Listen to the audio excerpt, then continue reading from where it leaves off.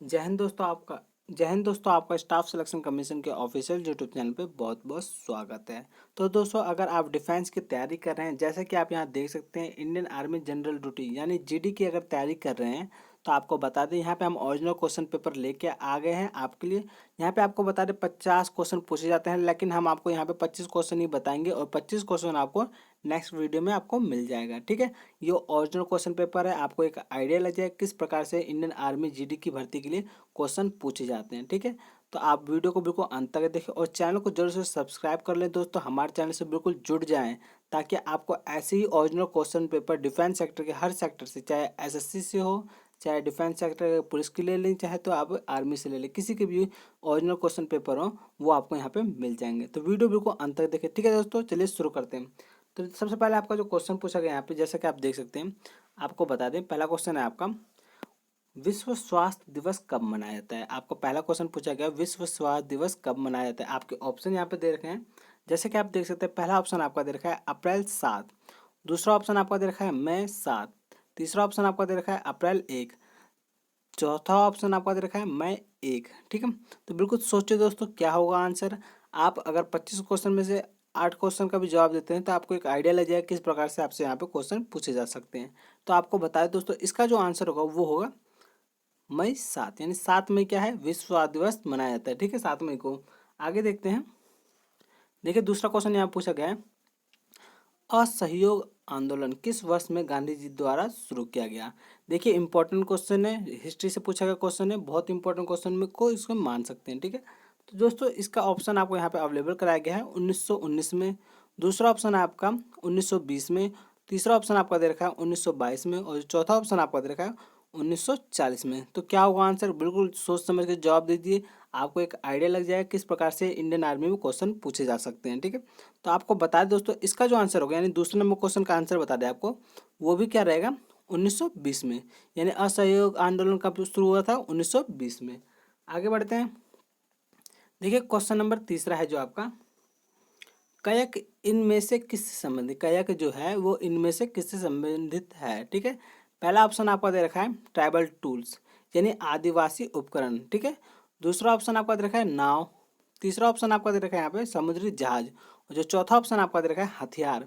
तो बताइए दोस्तों क्या होगा, कयक इनमें से किससे संबंधित है। क्या वो आदिवासी उपकरण है जी, क्या है वो नाव से संबंधित है, या फिर समुद्री जहाज से संबंधित है, या फिर हथियारों से संबंधित है। तो बिल्कुल सोचिए दोस्तों, कमेंट बॉक्स में आपको आंसर देना जरूरी है।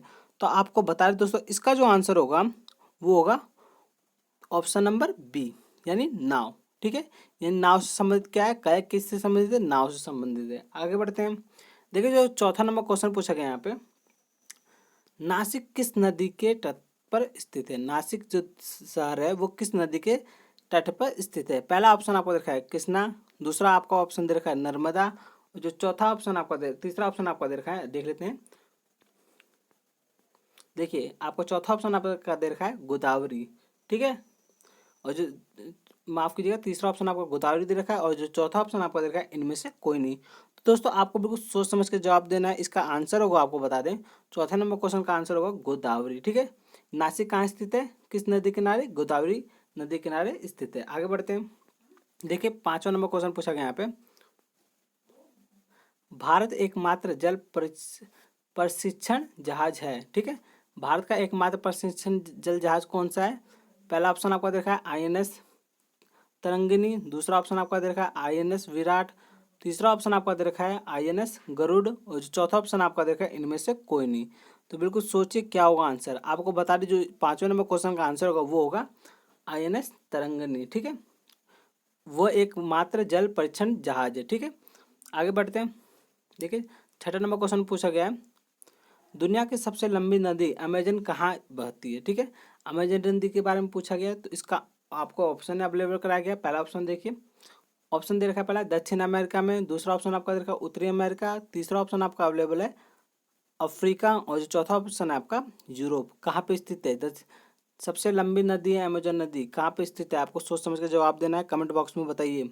ठीक है, जो छठे नंबर क्वेश्चन का आंसर होगा दोस्तों वो है दक्षिण अमेरिका। ठीक है, यानी आपका आंसर क्या होगा, अमेजन नदी कहाँ पे है, दक्षिण अमेरिका में। ठीक है, आगे बढ़ते हैं, देखिए सातवां नंबर क्वेश्चन पूछा गया है, कौन सा दस्तावेज भारत की आधिकारिक भाषाओं का विवरण रखता है? कौन सा दस्तावेज है जिसमें भारत की आधारित भाषाओं का विवरण रखता है? ठीक है, आपके ऑप्शन यहाँ पे, पहला ऑप्शन है आपका 9वां, दूसरा ऑप्शन है आपका 11वां, तीसरा ऑप्शन है आपका 8वां और जो चौथा ऑप्शन है आपका इनमें से कोई नहीं।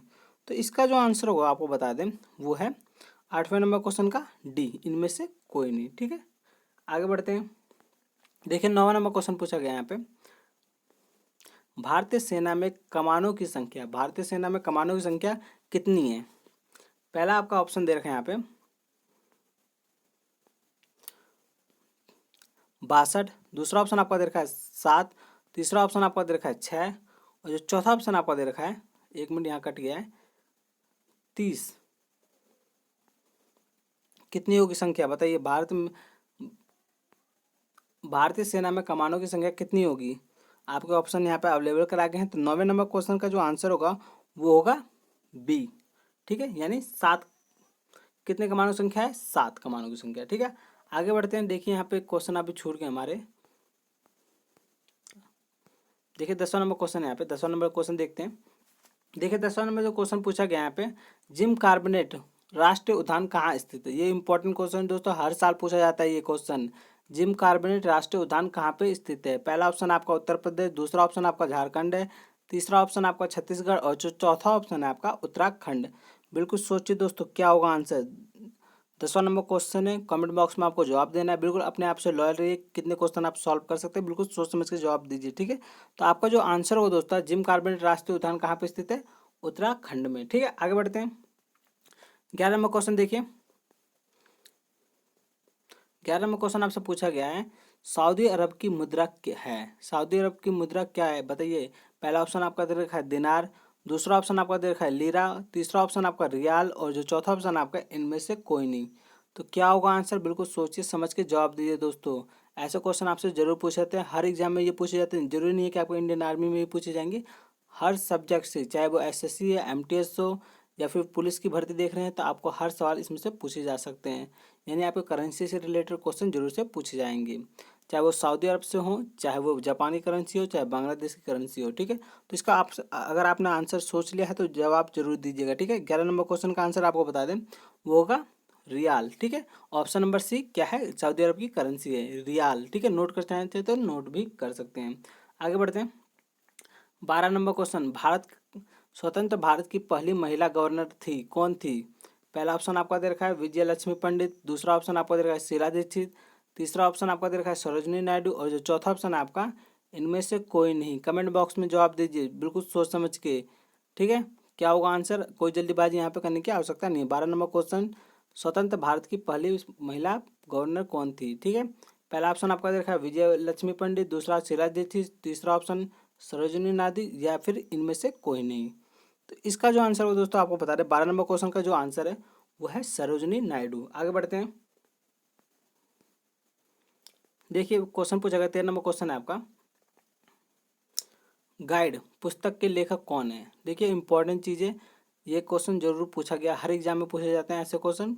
यानी किताबों के नाम को आपको याद कर लेने, 2-3 किताबों के और नाम हैं, उन्हें आपको याद करना आवश्यक है। ठीक है, इनसे रिलेटेड जरूर से क्वेश्चन पूछे जाते हैं। देखिए गाइड पुस्तक के लेखक कौन है? पहला ऑप्शन आपको देखा है वीएस नायल पॉल, दूसरा ऑप्शन आपको देखा है आर के नारायण, तीसरा ऑप्शन आपको देखा है टैगोर और जो चौथा ऑप्शन आपको पूछा गया है चार्ल्स डिकेंस। ठीक है, आपके 4 ऑप्शन यहाँ पे अवेलेबल कराए गए हैं। तो बताइए गाइड की पुस्तक के लेखक कौन है?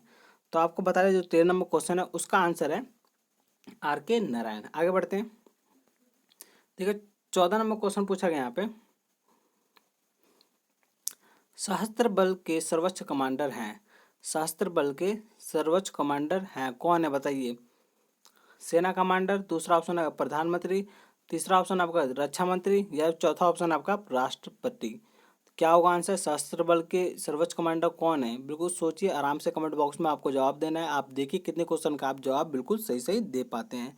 तो आपको बताया दोस्तों इसका जो आंसर होगा वो होगा राष्ट्रपति। ठीक है, आगे बढ़ते हैं। देखिए 15 नंबर क्वेश्चन है, बहुत इंपॉर्टेंट क्वेश्चन है, पानीपत की पहली लड़ाई किनके बीच लड़ी गई? ठीक है, क्वेश्चन पूछा गया है पानीपत की जो पहली लड़ाई थी वो किसके बीच में लड़ी गई है? पहला ऑप्शन आपका पृथ्वीराज चौहान और मोहम्मद गौरी, दूसरा आपका ऑप्शन दे रखा है बाबर और इब्राहिम लोदी।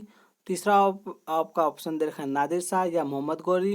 और जो चौथा ऑप्शन आपका दे रखा है क्लाइव और सिराजुद्दौला के बीच में।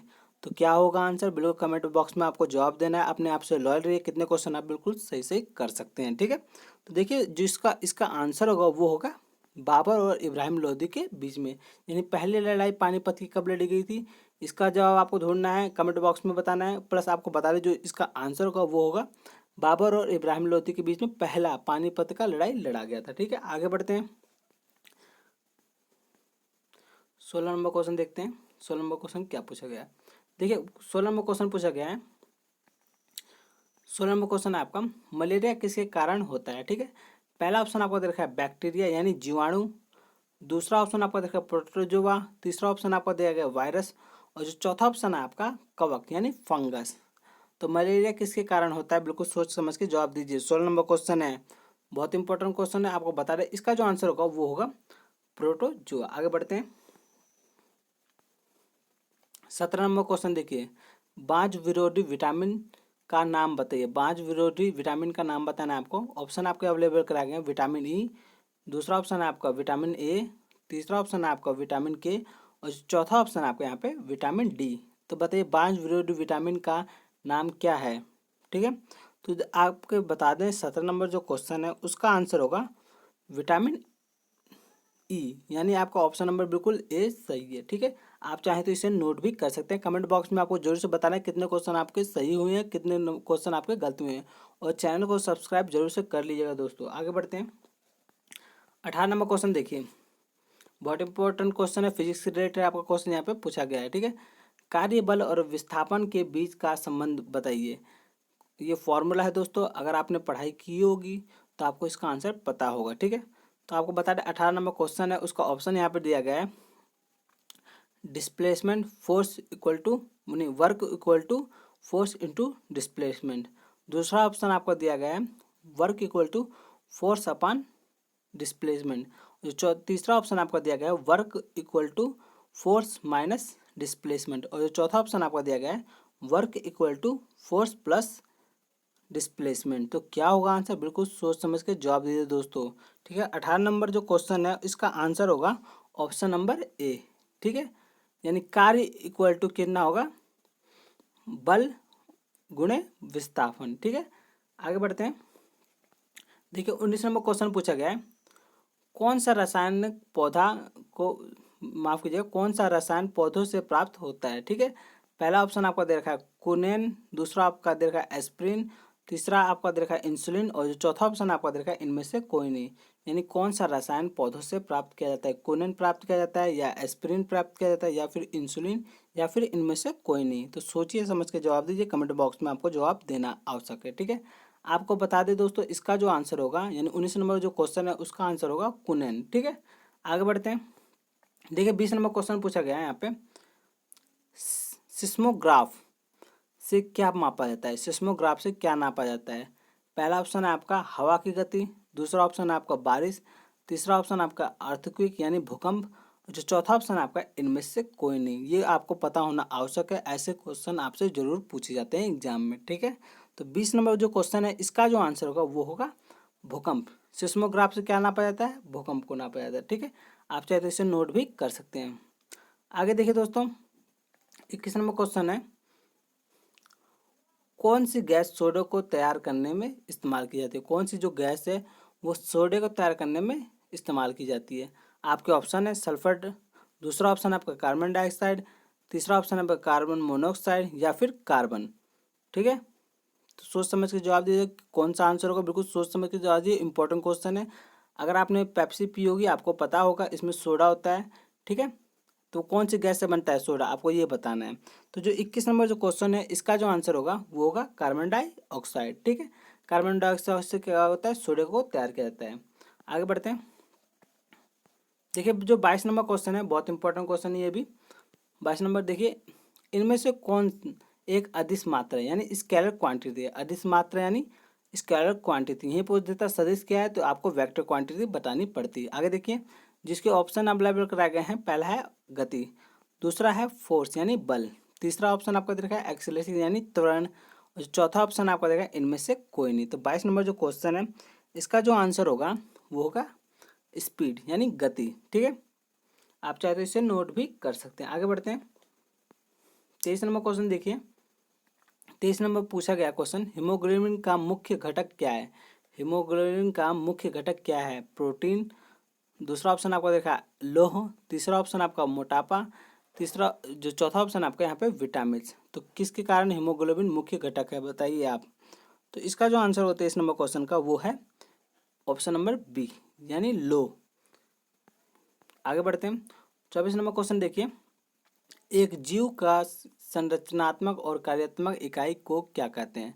ठीक है, आपको क्वेश्चन पूछेगा एक जीव की संरचनात्मक और कार्यात्मक इकाई को क्या कहते हैं? पहला है टिश्यू यानी ऊतक। दूसरा ऑप्शन आपका कोशिका। तीसरा ऑप्शन आपका अंग। और जो चौथा ऑप्शन आपका यहाँ पे अंग प्रणाली। तो क्या होगा आंसर? आप सोच समझ के जवाब दीजिए, कमेंट बॉक्स में आपको जवाब देना आवश्यक है।